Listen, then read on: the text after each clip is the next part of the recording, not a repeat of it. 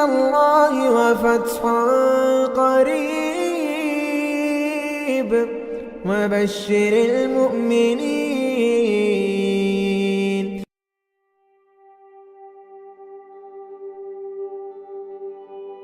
السلام علیکم دوستو، آج ہم ایک انتہائی اہم اور تشویشناک صورتحال پر بات کرنے جا رہے ہیں۔ مشرق وسطیٰ میں ایک بار پھر کشیدگی آسمان کو چھو رہی ہے، جہاں ایران کے دارالحکومت تہران سمیت کئی علاقوں میں زوردار دھماکوں کی اطلاعات موصول ہوئی ہیں۔ یہ دھماکے اسرائیل کی جانب سے ایرانی فوج اور جوہری تنصیبات پر ایک بڑے حملے کے بعد سامنے آئے ہیں۔ اس اچانک اور بڑے حملے نے انٹرنیشنل کمیونٹی کو تشویش میں مبتلا کر دیا ہے کہ آیا یہ خطے میں ایک نئی اور وسیع تر جنگ کا پیش خیمہ ہے۔ آئیے تازہ ترین صورتحال اور اس کے ممکنہ اثرات کا تفصیلی جائزہ لیتے ہیں۔ اس سے پہلے آپ سے درخواست ہے کہ براہ کرم چینل کو لازمی سبسکرائب کریں۔ الجزیرہ سمیت انٹرنیشنل میڈیا رپورٹس کے مطابق آج یعنی جمعے کی صبح ایران میں کئی دھماکے ہوئے ہیں۔ سب سے زیادہ تشویشناک اطلاعات تہران سے موصول ہوئی ہیں، جہاں زوردار دھماکوں کی آوازیں سنی گئیں اور ان کے اثرات بھی محسوس کیے گئے۔ ان دھماکوں کی تصدیق ایک بڑے اسرائیلی حملے کے طور پر کی گئی ہے، جس میں ایرانی فوجی اور نیوکلیئر سائٹس کو نشانہ بنایا گیا ہے۔ یہ حملہ اسرائیل کی جانب سے ایران کے نیوکلیئر پروگرام اور خطے میں اس کے بڑھتے ہوئے اثر و رسوخ کے خلاف دیرینہ تشویش کا براہ راست نتیجہ معلوم ہوتا ہے۔ اسرائیلی وزیر اعظم بنجمن نیتن یاہو نے اس فوجی کارروائی کے بارے میں ایک سخت بیان جاری کیا ہے۔ ان کا کہنا ہے کہ یہ فوجی آپریشن اس وقت تک جاری رہے گا جب تک اسے ضروری سمجھا جائے گا۔ نیتن یاہو کا یہ بیان اس بات کا واضح اشارہ ہے کہ اسرائیل نے ایک سوچی سمجھی اور لانگ ٹرم اسٹریٹجی کے تحت یہ قدم اٹھایا ہے اور وہ اس کے نتائج سے آگاہ ہے۔ اسرائیل اور ایران کے درمیان کشیدگی کا پس منظر کئی دہائیوں پر موجود ہے۔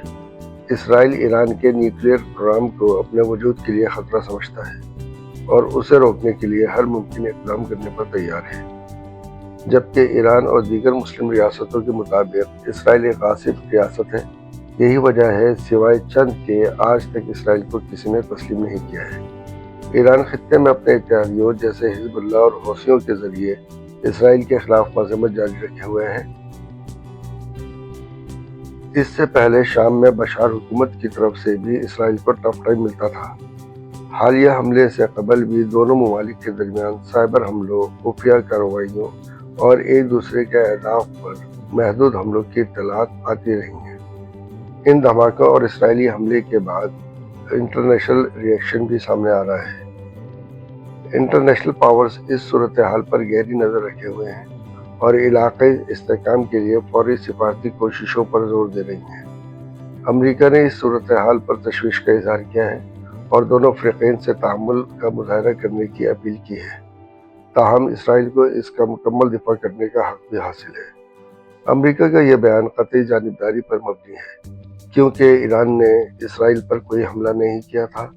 اس تناظر میں صرف اسرائیل ہی ایگریسر کہلائے گا۔ یہ صورتحال نہ صرف مڈل ایسٹ بلکہ انٹرنیشنل آئل کی مارکیٹس اور انٹرنیشنل پالیٹکس پر بھی گہرے اثرات مرتب کر سکتی ہے۔ ایرانی فوجی اور نیوکلیئر انسٹالیشنز پر اس بڑے حملے کے متعدد ممکنہ نتائج ہو سکتے ہیں۔ سب سے بڑا خطرہ یہ ہے کہ ایران جوابی کارروائی کر سکتا ہے، جس سے خطے میں ایک مکمل جنگ چھڑنے کا خدشہ بڑھ جائے گا۔ اگر ایسا ہوتا ہے تو اس کے نتائج نہ صرف ایران اور اسرائیل کے لیے بلکہ پڑوسی ممالک اور انٹرنیشنل اکنامی کے لیے بھی تباہ کن ثابت ہو سکتے ہیں۔ آئل کی قیمتوں میں غیر معمولی اضافہ ہو سکتا ہے اور سمندری راستوں پر بھی حملوں کا خطرہ بڑھ سکتا ہے۔ دوسرا امکان یہ ہے کہ انٹرنیشنل دباؤ اور سفارتی کوششیں فریقین کو مزید کشیدگی سے باز رکھیں۔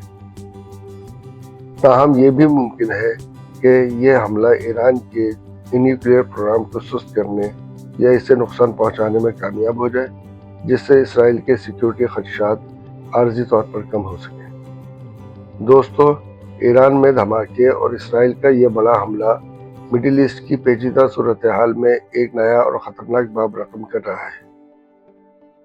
انٹرنیشنل کمیونٹی کو اس وقت انتہائی محتاط رہنے اور سفارتی حل تلاش کرنے کی ضرورت ہے۔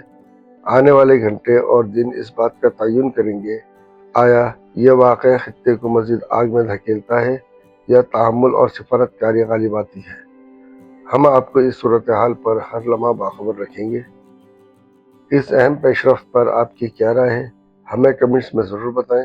اس معلوماتی ویڈیو کو دیکھنے کا شکریہ۔